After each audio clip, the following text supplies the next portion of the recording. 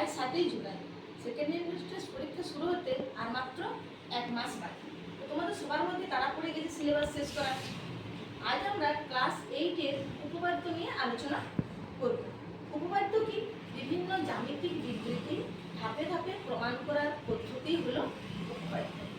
8 থেকে উপপাদ্যের শুরু। ক্লাস 8-এ আমরা উপপাদ্য 1 করব। উপপাদ্য 1-এ কি আছে? দুটি সরলরেখা পরস্পরকে ছেদ করলে যে দুজোড়া বিপ্রতীপ কোণ উৎপন্ন হয় তাদের প্রতি জোড়া কোণের পরিমাপ সমান। উপপাদ্যের প্রমাণে না এসে আমরা বসে দেখি 1-এর যে অঙ্কগুলো আছে তা শুরু করছি। দুটি সরলরেখা PQ ও RS, দুটি সরলরেখা মানে রেখার দুদিকে কিন্তু অ্যারো দিতে হবে। দুটি সরলরেখা PQ আর S, এরা কি করেছে? পরস্পরকে ও বিন্দুতে ছেদ করেছে। বিপ্রতীপ কোণ কি? দুটি সরলরেখা পরস্পরকে ছেদ করলে ছেদ বিন্দুর বিপরীত পাশে, ও হচ্ছে ছেদ বিন্দু, এই ছেদ বিন্দুর বিপরীত পাশে কোন কোণগুলো আছে? কোণ P ও S এবং R ও Q। এই ছেদ বিন্দুর বিপরীত পাশে যে কোণগুলো তৈরি হয় তারাই হচ্ছে বিপ্রতীপ কোণ। এখানে আমরা দু জোড়া বিপ্রতীপ কোণ পাবো। একে হচ্ছে কোণ P ও S এবং R ও Q, এবং আর এক জোড়া বিপ্রতীপ কোণগুলো একটা হচ্ছে P ও R, এর উল্টো দিকে কোন কোণ আছে? S ও Q। কোণ P ও R এবং কোণ S ও Q।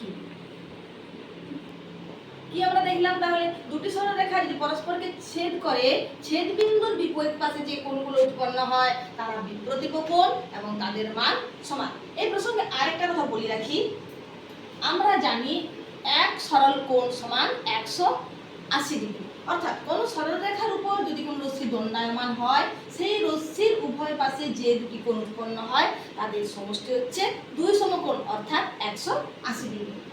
এরপর আমরা 2-এর দাগের যে অঙ্কগুলো আছে তাতে আসছি। দুটি সরলরেখা পরস্পরকে ছেদ করেছে।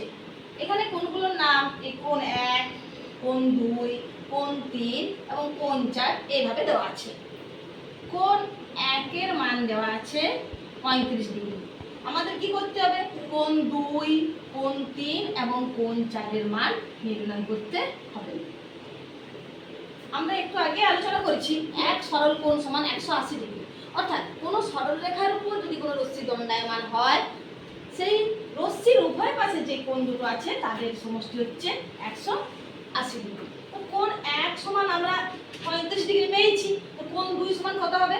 180 মাইনাস 35 ডিগ্রি সমান 145 ডিগ্রি। এরপর খুবই সহজ, বিপ্রতীপ কোণের ধারণা অনুযায়ী আমরা কোণ 3 এবং কোণ 4 নির্ণয় করতে পারব। কোণ 3 হচ্ছে কোণ 1-এর বিপ্রতীপ কোণ, অর্থাৎ 35 ডিগ্রি। কোণ 4 হলো কোণ 2-এর বিপ্রতীপ কোণ, অর্থাৎ 145 ডিগ্রি।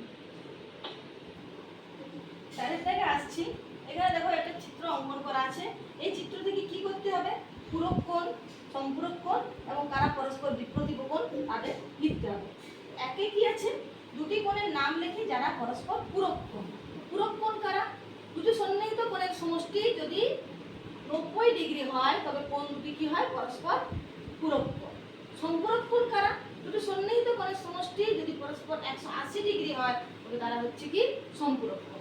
এখানে খুঁজি কারা পূরক, কারা পূরক, কারা পূরক।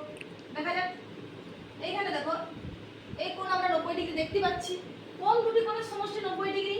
কোণ এ ও এম এবং কোণ বি ও এম। লিখে ফেলি। কোণ এ ও এম এবং কোণ বি ও এম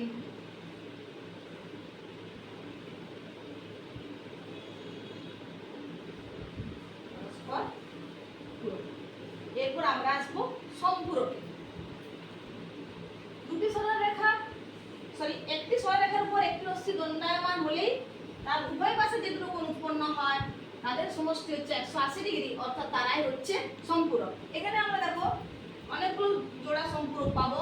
কোণ AOC এবং কোণ BOC। এরপর পাশাপাশি দুটো কোণ কোণ দুটো দেখো, কোণ BOC ও কোণ BOD।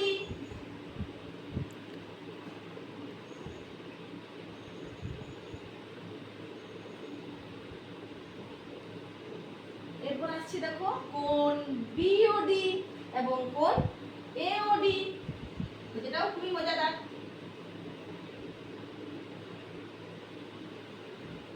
চার নম্বরে কোণ AOD এবং কোণ AOC।